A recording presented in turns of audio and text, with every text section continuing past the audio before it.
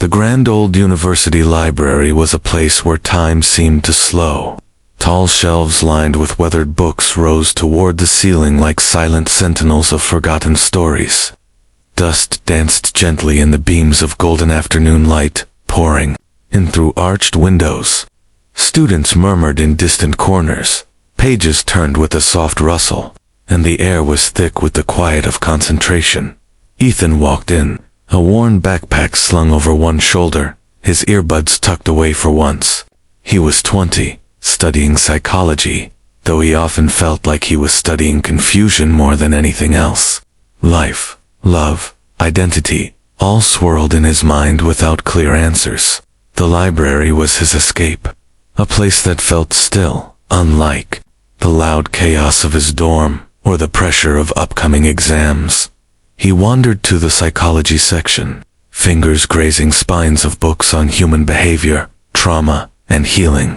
As he reached for a thick volume on emotional resilience, another hand reached at the same time. Their fingers brushed. "Sorry," came a soft voice, mature, composed, but carrying a fragility just beneath the surface. Ethan turned. The woman standing before him was unlike anyone he expected to see on campus. She looked to be in her late 30s or early 40s, dressed simply but elegantly. Her dark hair was pinned loosely back, revealing a graceful neck and weary eyes that had clearly seen a lot. She wasn't a student in the typical sense, at least not the kind he was used to. "No, my bad," Ethan said quickly. "You go ahead." She looked at the book title and smiled faintly.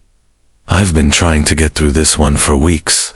Keeps showing up in my therapy classes." "You're a therapist?" he asked, intrigued. "Studying to become one," she replied. Finally, Ethan couldn't help but smile. "That's cool. I'm in psych too, though. Mostly feeling lost right now." That made her laugh, softly, a real, genuine sound that surprised even her. She hadn't laughed like that in months. "I'm Lena," she said, extending her hand. "Ethan," he replied, shaking it. They ended up sitting near each other that day, books open but mostly forgotten. Their conversation flowed with ease, covering everything from mental health theories to music, from broken families to dreams long buried.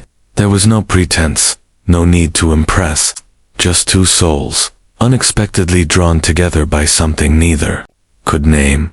Ethan noticed how Lena listened, not like others his age, who often waited just to speak, but truly listened.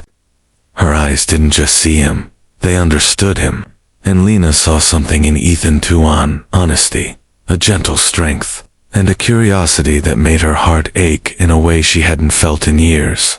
As the sun began to set, casting warm hues over the old oak tables, they packed up their things. Neither of them wanted to leave, but both were too unsure to say it aloud. "Same time tomorrow?" Ethan asked, almost hesitantly. Lena hesitated just a second too long, but then smiled. "Yeah, tomorrow." And just like that, something delicate began to bloom, not yet love, not yet defined, but deeply human and quietly undeniable. The rain fell steadily outside the small corner cafe, blurring the world beyond the fogged-up windows. Inside, the warmth of steaming cups, the soft murmur of conversations, and the scent of roasted coffee beans created a fragile cocoon. But, at the table near the back, beneath a dim pendant lamp, the atmosphere was thick with tension. Lena sat with her hands wrapped tightly around her ceramic cup, her fingers stiff and pale. She wasn't sipping her drink, she was grounding herself. Her eyes were distant, locked on the swirls in her coffee like they could answer the storm inside her. Across from her, Ethan watched her carefully, his heart pounding louder than the rain tapping the glass. "I've been thinking," Lena finally said, her voice low and uneven, "about us, about what we're doing." Ethan leaned forward, confused. "What do you mean?" She met his eyes. Her expression was firm, but full of sorrow. "We can't keep meeting like this. Not like this." Ethan sat back, his chest tightening. "Is this about what your classmates said? Or what people are whispering?" It's about everything, she said, her voice cracking slightly. You're 20, Ethan. You're just starting your life. You're supposed to be making mistakes, finding yourself, doing wild things with people your own age, not sitting in quiet cafes with a woman twice your age, one who's already been broken and patched up more times than she can count. I don't care about the numbers, he said firmly. I care about you. Lena looked away, blinking fast. Her throat burned. That's not fair. You think you know what you want now, but in a year or two, you'll resent this. Resent me. No, Ethan said, shaking his head. Don't you see? You're the only person who actually listens to me, who actually sees me for who I am, not who I'm supposed to be. Lena's jaw tensed. She wanted to believe him. God, she wanted to, but the world outside wasn't kind to stories like theirs. Already, whispers had started judgmental looks at school, mocking jokes from Ethan's friends, snide remarks from strangers who saw them in public. Even her own sister had warned her. Then came the worst of it. Just 2 days ago, Lena's ex-husband had shown up, unannounced. He had seen Ethan leaving her apartment. The smirk on his face still haunted her.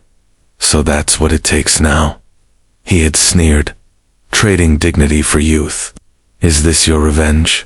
She had stood frozen, unable to reply, not because his words held truth, but because the shame he weaponized had always been her weakness.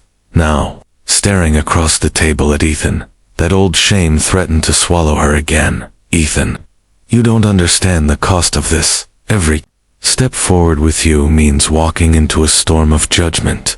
From others, from ourselves. But Ethan didn't flinch. Instead, he slowly reached into his coat pocket and pulled out a small folded note, carefully written, with creases that showed he had read it over and over. I wrote this the night I couldn't sleep, he said, placing it gently in front of her. You don't have to read it now. Lena picked it up, hands trembling.